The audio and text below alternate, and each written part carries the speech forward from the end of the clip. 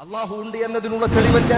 അനേകായിരം തെളിവുകളുണ്ട്. എന്തൊരു കാര്യമുണ്ടോ അതിനു പിന്നിൽ ഒരു കാരണമുണ്ട് എന്നത് മനുഷ്യർ ശാസ്ത്രജ്ഞനാകാതെ പഠിച്ചെടുത്ത കാര്യമാണ്. ഒരു ശാസ്ത്രജ്ഞനാകേണ്ട കാര്യമില്ല. എന്തിനവന് ബുദ്ധി വെക്കേണ്ടത് പോലുമില്ല. ഒരു കുട്ടി ജനിച്ചു എന്ന് നിങ്ങൾ കരുതി. ഒരു ചെറിയ കുഞ്ഞ് ജനിച്ചു. ആ കുഞ്ഞിന്റെ പിറകിൽ നിന്ന് നിങ്ങളൊന്ന് കൈകൊട്ടി നോക്കൂ, ഒന്ന് ശബ്ദമുണ്ടാക്കി നോക്കൂ. ആ കുട്ടി തിരിഞ്ഞു നോക്കും. അതിനറിയാം ഒരു ശബ്ദം ഈ പ്രപഞ്ചത്തിൽ വെറുതെ ഉണ്ടാവുകയില്ല എന്ന്. ഒരു പ്രവൃത്തിയുണ്ടോ അതിനു പിന്നിലൊരു പ്രവൃത്തി ചെയ്യുന്നവനുണ്ടാകും. സഹോദരങ്ങളെ, ചിന്തിക്കുക.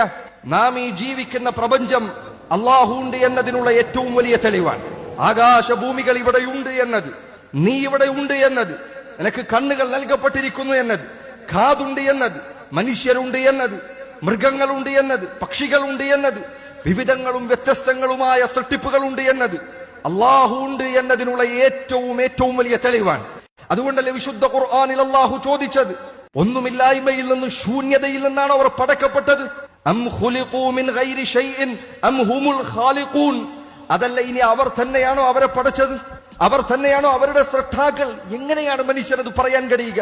അം ഖലഖുസ് സമാവാതി വൽ അർദ ബൽ ലാ യൂഖിനൂൻ. അവർക്ക് മുകളിൽ ആകാശവിധാനമായി കിടക്കുന്ന നക്ഷത്രങ്ങൾ, സൂര്യൻ, ഈ കാണുന്ന പ്രപഞ്ചം. മനുഷ്യരെ, മുകളിലേക്ക് നോക്കുക, എന്തു വലിയ ആകാശമുണ്ട്. അം ഖലഖുസ് സമാവാതി വൽ അർദ്.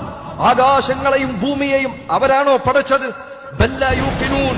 എന്നാൽ അവർ യഥാർത്ഥത്തിൽ ചിന്തിക്കുന്നില്ല, ദൃഢവിശ്വാസമില്ലാത്തവരാണ് അവർ.